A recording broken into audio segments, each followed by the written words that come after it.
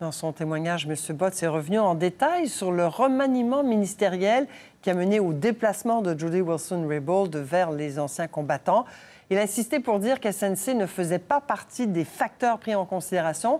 Et selon lui, le plan du premier ministre Trudeau était de nommer Jane Philpott au Conseil du Trésor, en remplacement de Scott Brison qui venait de partir, de quitter la vie politique, et de donner à la ministre de la Justice de l'époque, Jody Wilson-Raybould, le ministère des Services aux Autochtones, tout ça pour envoyer le signal que ce ministère était prioritaire à ses yeux. Il n'avait pas prévu que Mme Wilson-Raybould refuserait ce poste. J'en parle avec le grand chef de la nation Huron-Wendat, M. Sioui. Bonsoir. Oui, Mme Asselin. Alors, aux yeux, on a entendu M. Botts témoigner à l'effet que pour elle, administrer ce ministère des Services aux Autochtones, c'était appliquer une loi qu'elle a honnie toute sa vie, la loi sur les Indiens. Est-ce que vous comprenez la décision de Mme Wilson-Raybould, si ce que dit M. Botts, c'est vrai, évidemment? Moi, ce que M. Botts dit, c'est vrai. Et c'est vrai pour nous tous. La loi sur les Indiens, je pense que ça fait consensus. On veut tous, éventuellement, modifier la loi sur les Indiens et s'en défaire. Par contre, on est dans un exercice qui est extrêmement important présentement. Et cet exercice-là, d'abord, ça a été mené au niveau du comité, le plus gros comité jamais mis en place par M. Trudeau, depuis la Commission royale de 1996. Un comité pour revoir toute la question des lois, des règlements qui s'appliquent aux Premières Nations, entre autres. Alors, Mme Wilson est partie de son propre chef et on aurait voulu, nous autres, certainement, qu'elle puisse prendre la responsabilité des affaires autochtones, bien sûr, parce que on voit que peut-être que de l'intérieur, on peut peut-être agir encore mieux que de l'extérieur. En d'autres mots, si c'est pour ça qu'elle a refusé le poste, vous trouvez que ce n'était pas une bonne raison, qu'il fallait mieux, au contraire, prendre le poste pour mieux changer les choses? Bien, elle a donné beaucoup, comme nous tous aussi, pour trouver des façons de sortir du colonialisme, de trouver des manières d'améliorer l'autodétermination des Premières Nations. Elle s'est dévouée, elle s'est dédiée, comme nous tous aussi.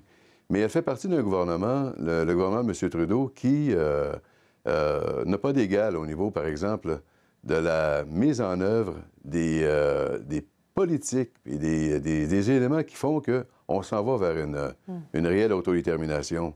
On va sortir, à un moment donné, il faut sortir de la victimisation, il faut sortir du processus de healing, puis commencer à être maître de notre propre destinée.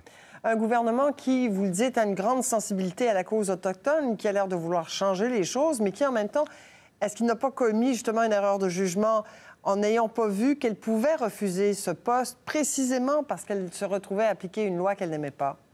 Bien, regardez... M. Botts, je pense, a presque fait un mea culpa là-dessus. Il a dit, en tout cas, qu'il aurait dû voir ça. Il aurait dû voir et... probablement que Mme Wilson n'a pas réalisé qu'elle aurait remplacé sa collègue Jane Philpott, qui, elle aussi, a démissionné. Il y a deux paliers au Service autochtone Canada, aux affaires indiennes, comme on dit dans le temps. Il y a un palier exécutif, c'est-à-dire Mme Bennett, qui s'occupe plus des politiques, des traités, des dossiers constitutionnels. Et après ça, il y a l'autre palier, qui est un palier d'opération, des programmes, des services. Alors, elle aurait pu certainement remplir un rôle important, mais c'est sa décision.